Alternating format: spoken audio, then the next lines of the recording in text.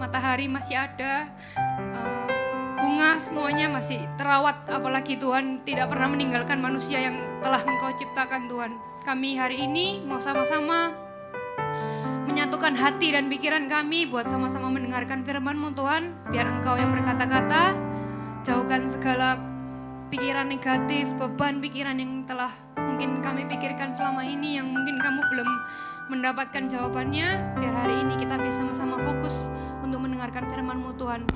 Jamah hati setiap kami Tuhan, supaya pikiran kami, mindset kami dirubahkan oleh firman-Mu, supaya kami bisa sama-sama menyerahkan hidup kami dengan tulus hati untuk kemuliaan-Mu Tuhan.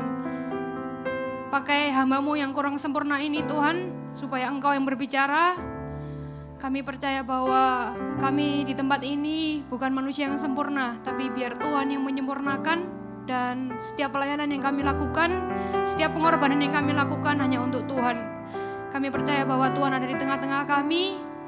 Terima kasih ya Tuhan, kami sangat bersuka cita ada di tempat ini Tuhan. Terima kasih ya Tuhan, dalam nama Tuhan Yesus sama-sama katakan amin. Silakan duduk teman-teman. Hari ini aku mau bawain satu tema, yaitu judulnya Rooted and Growing. Sebenarnya apa sih arti kata rooted and growing? Kita mau sama-sama belajar hari ini ya. Tema bulanan kita yaitu to surrender with a pure heart, atau menyerahkan diri kita sepenuhnya untuk Tuhan dengan ketulusan hati yang penuh.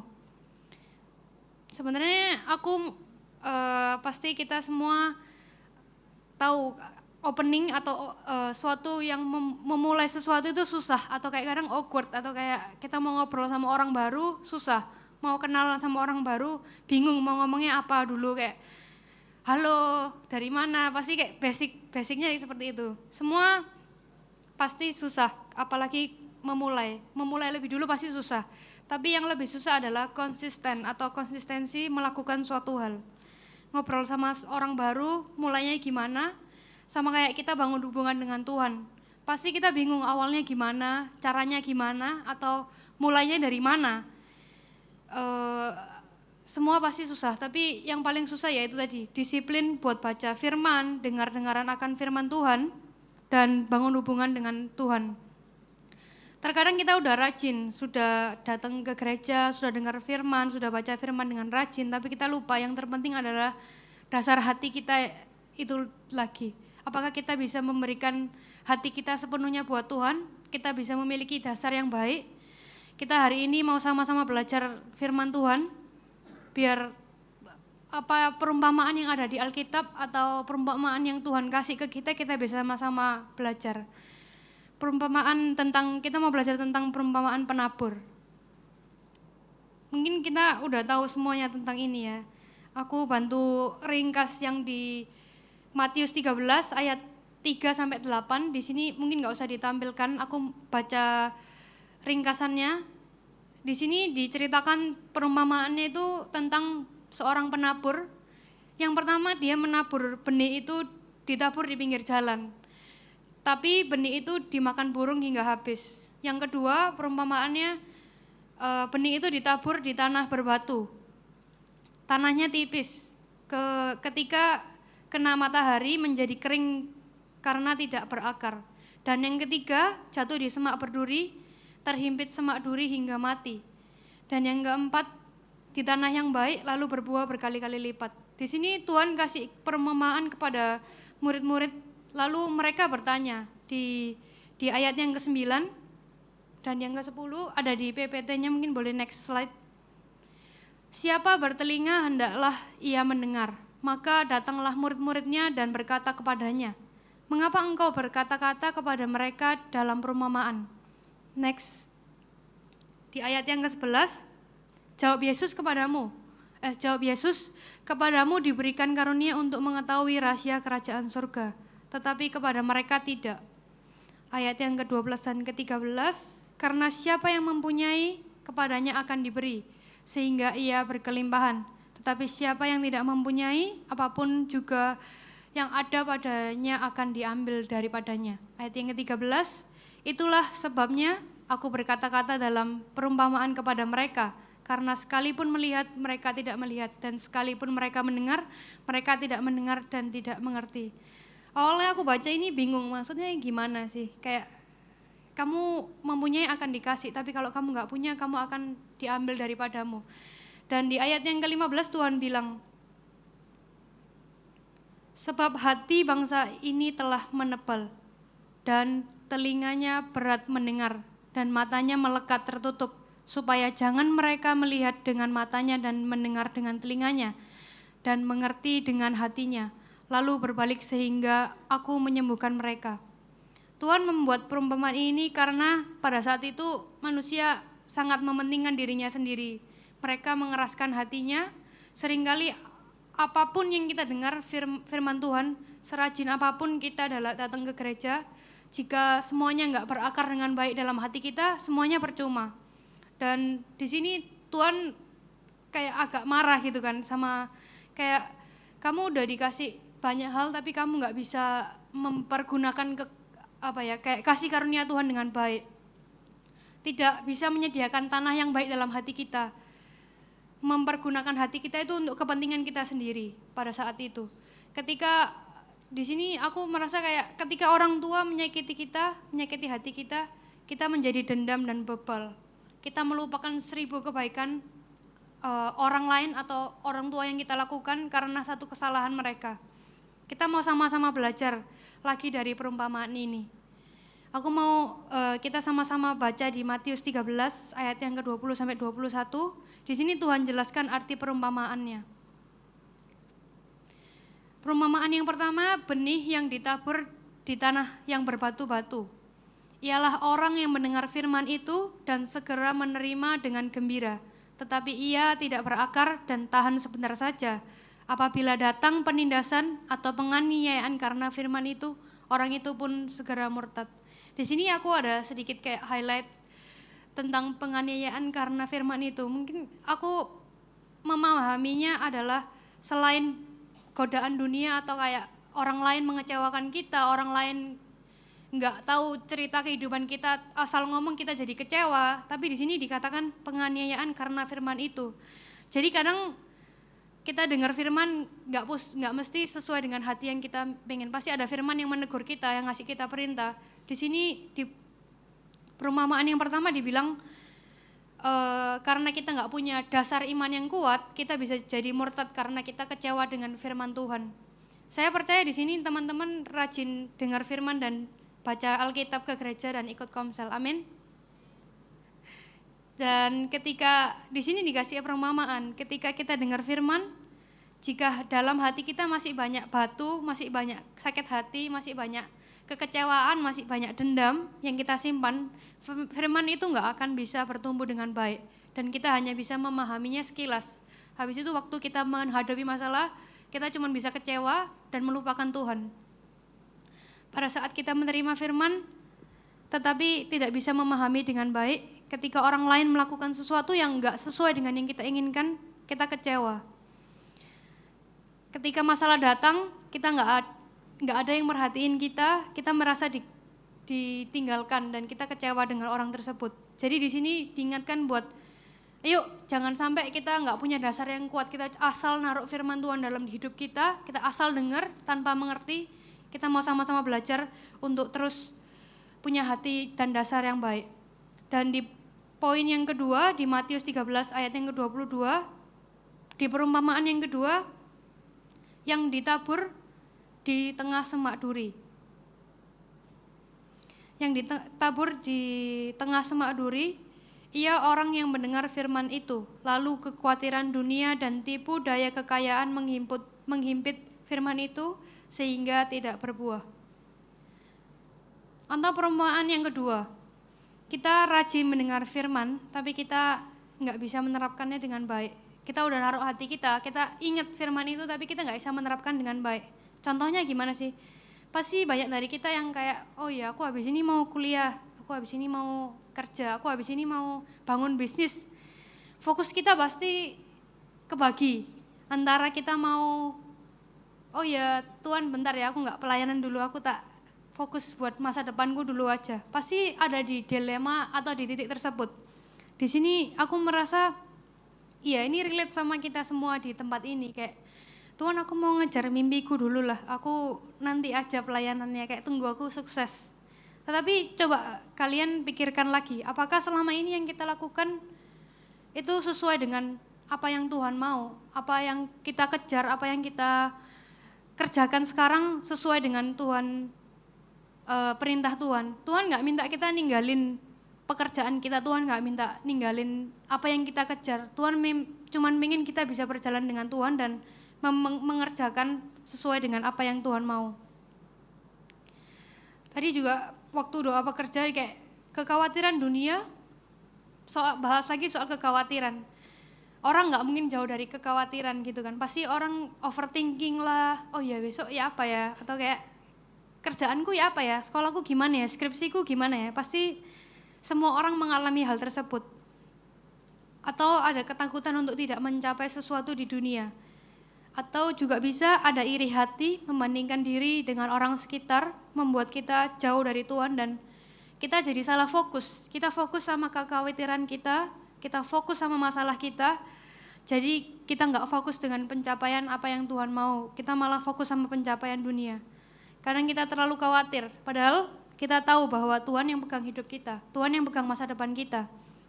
Kita merasa nggak ada harapan, padahal Tuhan yang sudah mengatur hidup kita. Selain itu, kadang kita nggak sadar, pengaruh dari lingkungan sekitar kita itu paling penting, apalagi teman-teman yang masih sekolah, masih kuliah, atau ya sebenarnya bekerja juga ada teman-teman kantor atau teman-teman yang seperjuangan gitu kan. Pengaruh lingkungan sekitar sangat penting karena kita sehari-hari ketemu mereka, apalagi yang sekolah setiap hari ketemu mereka.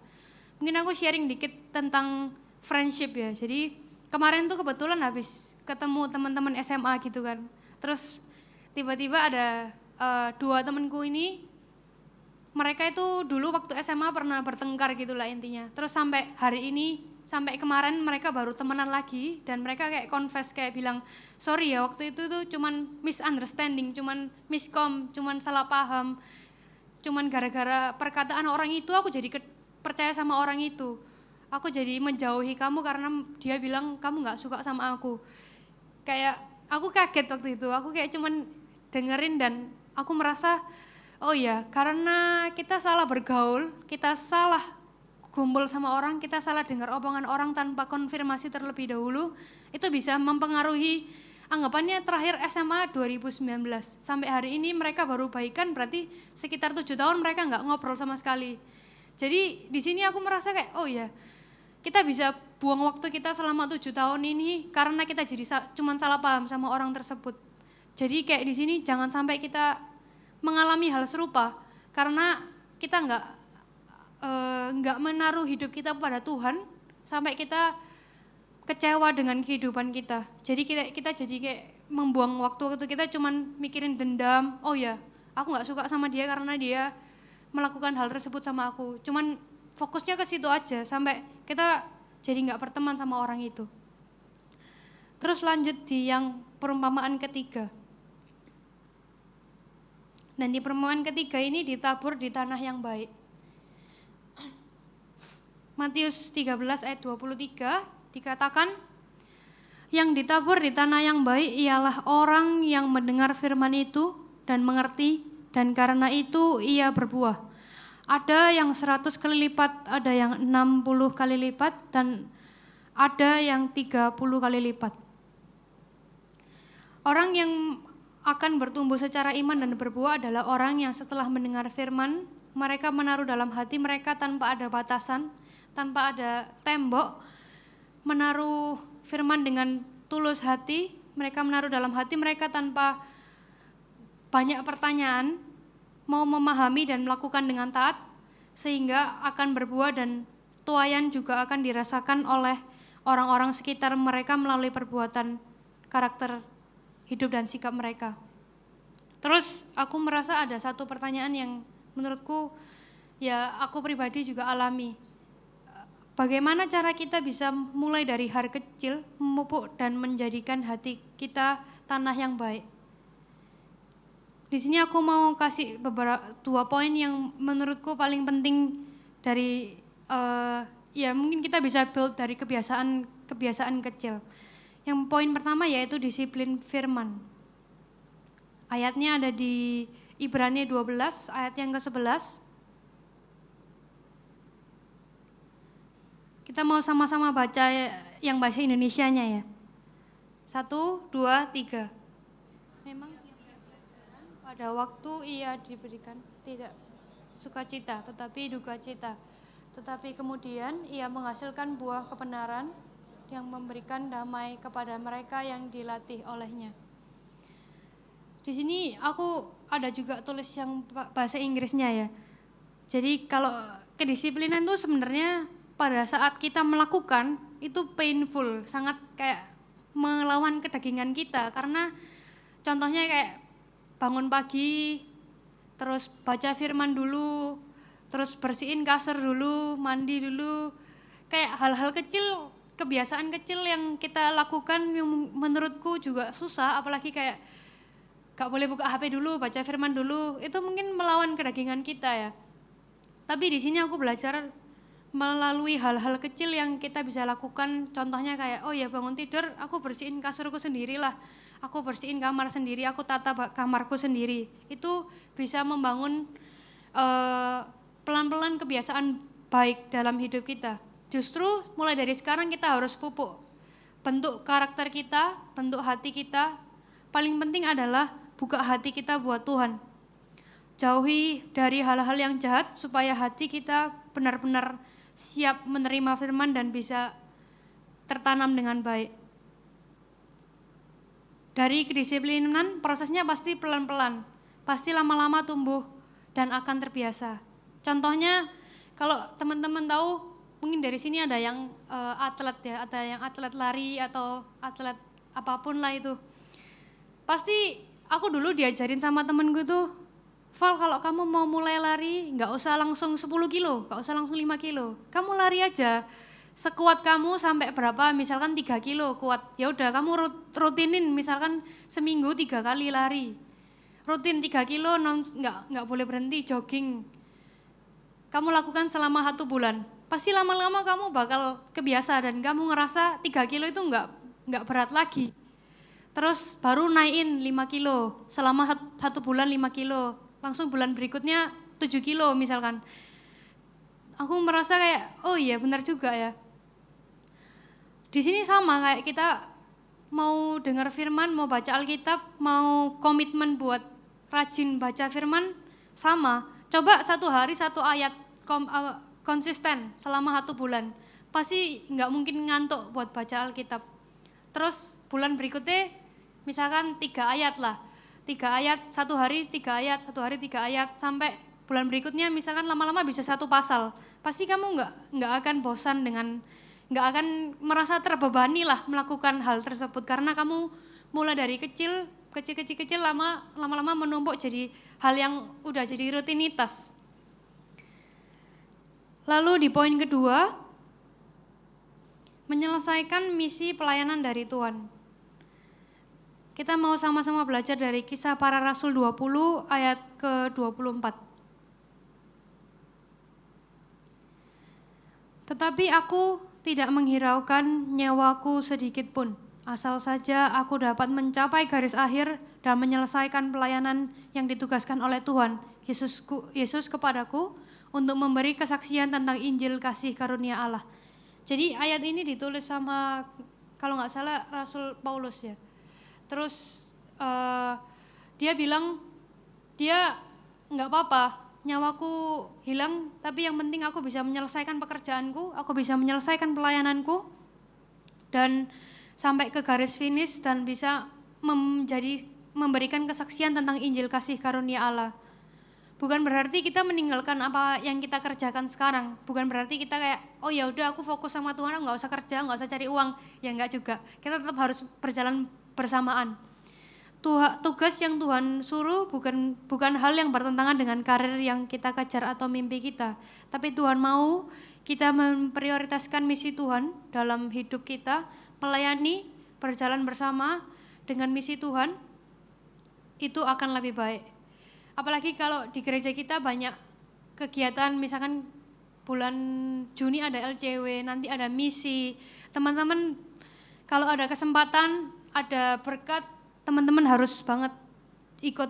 Karena di misi, pergunakan waktumu dengan baik, dan di misi bakal ketemu Tuhan dan benar-benar melihat dunia luar yang kalian gak bisa lihat di dunia kota, dan kita semua bisa melayani orang yang ada di sana. Dan aku percaya bahwa teman-teman punya kerinduan itu. Lalu kita mau belajar di Pengkhotbah 12 ayat yang ke-13. Akhir dari kata dari segala yang didengar ialah takut akan Tuhan, takut akan Allah, dan berpegang pada perintah-perintahnya, karena ini adalah kewajiban setiap orang. Jadi kewajiban setiap kita adalah takut akan Allah dan berpegang pada perintah-perintahnya. Tugas kita sekarang adalah takut akan Allah, berpegang pada perintahnya, dan percaya kepada Tuhan. Kita semua sebenarnya sudah dikasih kasih Tuhan akses atau untuk mengelola hati kita. Tuhan kasih kita free will buat terserah kamu mau pilih jalan ini atau jalan ini. Yang penting kamu menyerahkan semua dalam Tuhan. Tapi apakah jalan yang kita pilih sesuai dengan yang Tuhan mau? Apakah yang kita mau itu memiliki ketaatan untuk terus buat dekat lagi sama Tuhan? Kalau kalian masih merasa banyak beban dalam hidupmu atau merasa terbebani oleh sesuatu hal, kita mau sama-sama baca ayat ini. Yohanes 6 ayat ke-27 sampai 29. Kita mau sama-sama baca ya. 1, 2, 3. Bekerjalah bukan untuk makanan yang akan dapat binasa, melainkan untuk makanan yang bertahan sampai kepada hidup yang kekal.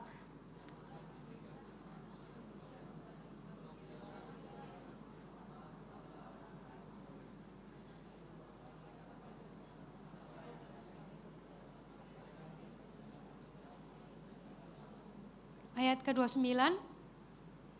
Jawab Yesus kepada mereka, inilah pekerjaan yang dikehendaki Allah, yaitu hendaklah kamu percaya kepada Dia yang telah diutus Allah.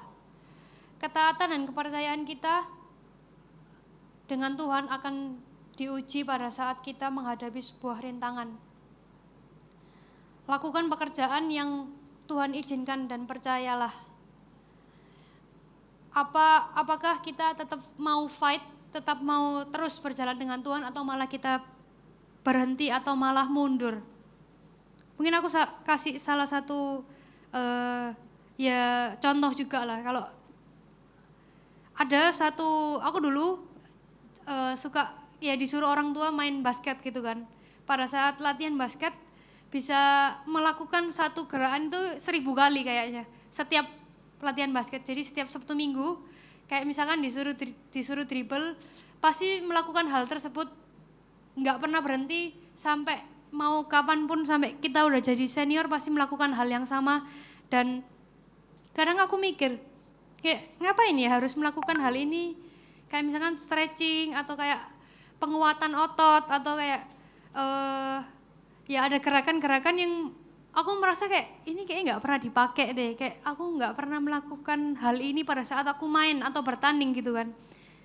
Kayak bingung kenapa ya harus melakukan hal yang sama berkali-kali, kayak sampai aku tuh kayak ngerasa nggak terbebani lagi gitu kan. Tapi di sini poin pentingnya adalah aku baru paham ketika kita melakukan hal yang mungkin pada saat main atau kayak pada saat kita berhadapan dengan orang lain kita nggak akan mempergunakan skill itu. Tapi di sini Tuhan mau ingatkan kalau kita punya dasar yang kuat itu penting sekali. Kalau kita nggak memiliki otot yang kuat, badan yang kuat, kita bakal gampang cedera. Sama dengan iman kita nggak punya dasar yang kuat, kita kena masalah dikit, kita kena badai dikit, kita bisa roboh, kita bisa kayak kecewa sama Tuhan, kita bisa, kalau kata Alkitab bisa murtad, karena kita nggak punya dasar yang kuat. Semua harus dilatih, semua harus taat, dan kedisiplinan dan konsistensi kita sangat dibutuhkan. Jangan pernah bosan dengerin firman yang sama berkali-kali, justru karena berkali-kali kita akan memahami hal-hal kecil yang kita nggak pahami kalau kita cuman baca sekali. Ini kita boleh lihat satu ilustrasi lah ya, kayak aku nemu di foto yang ada bear-nya. Nah, kelihatan nggak ya? Kelihatan ya. Jadi di gambar pertama itu dia bilang aku kok nggak bisa kayak nggak pas, kayak kenapa aku selalu kurang terus gitu arti katanya. Terus anggap aja bear ini Tuhan kita ya. Terus yang pakai baju kuning itu kita. Di sini Tuhan bantu kita buat minggirin awannya. Terus Tuhan bilang dengerin aku dulu. Terus yang di slide berikutnya, di sini dibilang jadi kebetulan aku nemu ini di aplikasi Cina ya, jadi pakai bahasa Mandarin. Bukan aku yang buat tapi memang dari website gitulah aku nemu. Di sini dia bilang kita nggak boleh bandingin hidup kita sama orang lain. Setiap hidup orang itu nggak ada standarnya. Kamu boleh lari, tapi kamu juga boleh jalan pelan-pelan. Kamu boleh dari yang tinggi atau kamu boleh dari sisi manapun berjalan gitu kan. Terus yang di slide yang sebelah kanan tuh dia bilang kalau kamu jalan lurus itu hebat. Jalannya agak belok-belok juga hebat. Tapi apakah jalan yang belibet itu enggak? Dia bilang tapi jalan yang belibet itu juga sangat luar biasa atau kayak bahasa translatannya extremely hebat. Jadi di sini aku percaya bahwa teman-teman nggak boleh di sini kayak kita sama-sama belajar lagi. Oh iya ya, kenapa dia lebih sukses duluan ya? Di umur 25 udah punya uang berapa M, di umur 25 udah punya rumah sendiri, punya apa sendiri. Tapi kayak di sini aku merasa, oh ya ternyata paling penting hidup kita dulu, dasar hati kita dulu. Apakah kita bisa terima Tuhan dengan baik? Yang paling penting karakter kita dulu. Dan bukan lagi saatnya kita membandingkan hidup kita dengan orang lain. Kayak kita kadang merasa, oh ya keluarganya kok lebih happy ya, kok keluargaku nggak happy ya, keluarganya kok lebih sempurna ya, kok keluargaku nggak sempurna ya. Di sini kita diingatkan ya bukan saatnya lagi kita menuntut sempurna. Gimana kalau kita yang menyempurnakan gitu kan. Terus ada satu ilustrasi lagi. Nah di sini kayak aku merasa relate banget. Kadang kita lari ngejar sesuatu yang itu tujuanku. Tapi kadang ada masalah dan menjatuhkan kita. Tapi ternyata Tuhan sudah merencanakan sesuatu yang lebih indah. Di sini kayak pada saat kita mau mengejar apa yang kita rencanakan di masa depan kita, Tuhan kasih kita cobaan, kasih kita rintangan. Ya itu jatuh itu. Tapi sebenarnya Tuhan sedang membawa kita ke God's plan atau masa depan yang dunia nggak bisa berikan. Ingat kita punya Tuhan yang maha kuasa, mungkin kita bisa merubah cara berpikir kita. Oh berarti apa yang kita harus lakukan sekarang? Ya perbaiki sikap kita. Kalau pada saat kita dibanding-bandingkan, ya kita cuma bilang, oh ya berarti aku harus lebih baik. Berarti kayak orang menegur kita, oh ya berarti aku harus perbaiki karakter diriku. Aku harus, kok kamu nilaimu gak bagus sih? Ya berarti aku harus lebih rajin belajarnya. Kok pekerjaanmu gak bagus sih? Oh ya thank you, aku akan memperbaiki pekerjaanku. Dari situ kita bisa menghadapi sesuatu itu gak harus dengan emosi atau kayak, duh aku kok dibanding-bandingin terus sih? Kayak gitu. Aku juga relate dengan hal ini. Tadi juga dibilang, pergi ke suatu tempat itu dengan jalan pelan atau naik sepeda, naik mobil, speednya beda. Tapi apakah tujuannya beda? Enggak, tujuan kita sama, yaitu untuk melakukan pelayanan dan tugas Tuhan. Jadi di sini jangan sampai kita membandingkan hidup kita, oh ya dia kok lebih enak ya punya sepeda, kok dia lebih enak ya pakai mobil. Jalan kaki juga enggak salah kok. Terus mungkin yang terakhir, aku juga banyak, kenapa kok harus ada jam, kenapa kok harus ada timer gitu kan. Supaya kita bisa berjaga-jaga. Karena kita tahu waktu kita nggak banyak, waktu kita harus mulai dari sekarang, mulai dari sedini mungkin buat kita berkarya. Dan kalau memang kamu mau punya keluarga yang sempurna dalam Tuhan, ya mulailah dari dirimu sendiri. Ubahlah dari dirimu sendiri supaya keluargamu juga bisa sempurna dalam Tuhan. Bukan lagi waktunya untuk mau didengar, tapi kita harus dengar atau listen first. Bukan waktunya lagi mau dilayani, tapi layanilah terlebih dahulu. Dan yang terakhir, kita boleh sama-sama bangkit berdiri ya. Ketulusan hati kita bisa bersinar ketika kita mau taat dan menyerahkan diri kita sepenuhnya kepada Tuhan untuk melayani Dia. Kita boleh kasih tepuk tangan buat Tuhan kita. Kami mengucap syukur Tuhan buat setiap firman yang sudah Tuhan sampaikan. Hamba-Mu telah selesai berbicara, tapi biarlah Tuhan yang berkarya dalam hati mereka, supaya mungkin firman yang sederhana ini bisa menggerakkan setiap hati kita. Kami tidak lagi menuntut sesuatu, tapi kami bisa berkarya dalam-Mu Tuhan, kami bisa memulai terlebih dahulu, supaya apapun yang mungkin Tuhan mau sampaikan, dan apapun yang mau Tuhan kerjakan dalam dunia ini, kami bisa berpartisipasi dalam setiap karya-Mu Tuhan. Kami mau hidup kami menjadi saksi-Mu Tuhan, dan kami percaya bahwa setiap pekerjaan yang kami lakukan, setiap sekolah, setiap apapun pergumulan yang mungkin kami sedang lalui, Tuhan bisa bersama dengan kami dan Tuhan menyertai kami supaya setiap masalah tidak mengecewakan kami, setiap pengorbanan tidak mengecewakan kami, tapi kami tahu bahwa kami berkorban hanya untuk pekerjaan-Mu Tuhan dan hanya untuk kemuliaan-Mu. Biarlah Tuhan bisa memakai setiap hidup kami untuk karya-Mu Tuhan. Tuhan berkati setiap kami supaya kami bisa terus dipulihkan. Setiap masalah yang mungkin kami sedang gumulkan, kami bisa menyelesaikan dengan lapang dada. Dan setiap ketaatan yang kami lakukan, kami bisa terus disiplin dalam hidup kami. Dan kami bisa memiliki konsistensi untuk terus membangun hubungan dengan-Mu Tuhan. Terima kasih ya Tuhan. Satu hal yang kami percaya Tuhan, bahwa di dalam setiap kehidupan kami tidak ada satupun yang terjadi secara kebetulan. Dan kami percaya Tuhan, setiap hal yang terjadi dalam kehidupan kami, itu semua karena Tuhan mengizinkan dan Tuhan sudah merancangkan. Dan kami percaya Tuhan bahwa setiap rancangan Tuhan dalam setiap kehidupan kami adalah rancangan damai sejahtera, untuk mendatangkan hari depan yang penuh masa depan kepada setiap kami Tuhan. Dan kami percaya ketika kami hari ini ada di tempat ini, itu semua karena kesempatan dan karena Tuhan mengasihi setiap kami. Lewat firman Tuhan yang sudah kami dengar, kami percaya Tuhan, minimal ada satu poin ataupun satu ayat yang bisa kami bawa pulang. Sehingga dalam hidup kami bisa berakar dan bertumbuh di dalam Tuhan. Dan di dalam hidup kami lewat firman Tuhan yang kami dengar, kami bisa mengadopsi karakter Kristus dalam kehidupan kami.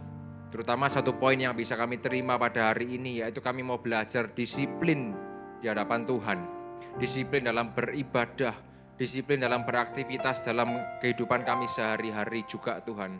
Sehingga lewat kedisiplinan kami ini Tuhan, banyak orang bisa melihat Tuhan dalam setiap kehidupan kami. Memberkati juga saudari Valeri yang sudah menyampaikan firman Tuhan dalam pekerjaan, dalam pelayanan, dalam semua hal yang dikerjakan dalam masa depannya juga Tuhan. Kalau sebentar kami akan kembali ke tempat kami masing-masing, kami berdoa bersyafaat untuk gereja-gereja yang ada di seluruh dunia, bagi para hamba Tuhan sampai kepada semua jemaatnya. Kiranya Kau memberkati mereka semua supaya mereka menjadi berkat dan berdampak buat semua gereja dan hamba Tuhan bersatu, rukun dan tidak terpecah-pecah. Supaya dunia percaya bahwa Yesus adalah Tuhan bagi kemuliaan Allah Bapa. Demikian juga untuk gereja di mana Kau percayakan untuk kami bisa beribadah, di mana Kau percayakan kami untuk menggembalakannya juga, yaitu gereja Blessing in the Spirit. Kami juga berdoa untuk persembahan dari jemaat dan umat-Mu, baik itu persembahan perpuluhan, diakonia, ucapan syukur dan lain sebagainya. Kiranya Tuhan menerima persembahan mereka sebagaimana persembahan Habel.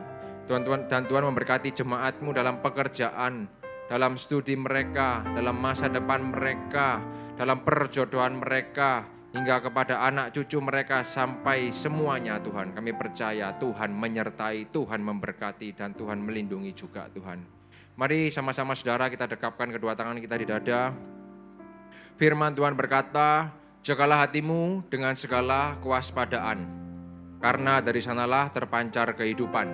Jemaat yang dikasihi Tuhan, pulanglah, jadilah berkat, dan terimalah berkat rahmat anugerah dari Allah Bapa di surga, di dalam Putra Tunggalnya Yesus Kristus yang telah mati bagi dosa kita dan bangkit pada hari ketiga. Sehingga kita menyembah Tuhan Allah yang hidup dan iman kita bukan kepada Tuhan yang mati. Dan dia naik ke surga untuk menyediakan rumah bagi kita. Sehingga kita punya pengharapan yang pasti. Dan dia akan datang kembali untuk kedua kalinya. Menyebut gereja dan jemaatnya yang berjaga-jaga, kudus, dewasa dan bijaksana serta menghakimi dunia. Dan di dalam persekutuan dengan Roh-Nya yang kudus, yang membuat hati kita berkobar-kobar dan roh kita menyala-nyala dalam kasih semula. Roh Kudus yang menghibur, menguatkan, memelihara, menginsyafkan, menuntun dan memimpin kita kepada kebenaran dan kekudusan, serta menjadi saksi Kristus mulai hari ini sampai selama-lamanya. Mari kita sama-sama tutup dengan doa Bapa kami bersama-sama. Bapa kami di dalam surga, dikuduskanlah namamu, datanglah kerajaanmu, jadilah kehendak-mu di bumi seperti di surga. Berikanlah kami pada hari ini makanan kami yang secukupnya, dan ampunilah kami akan kesalahan kami, seperti kami juga mengampuni orang yang bersalah kepada kami. Dan janganlah membawa kami ke dalam pencobaan, tetapi lepaskanlah kami daripada yang jahat, karena Engkaulah yang punya kerajaan, dan kuasa, dan kemuliaan, sampai selama-lamanya. Amin. Tuhan Yesus memberkati. Silakan duduk teman-teman. Burung-burung di udara, hidupnya Tuhan pelihara, dan bunga bakung yang indah Tuhan hiasi dan lebih.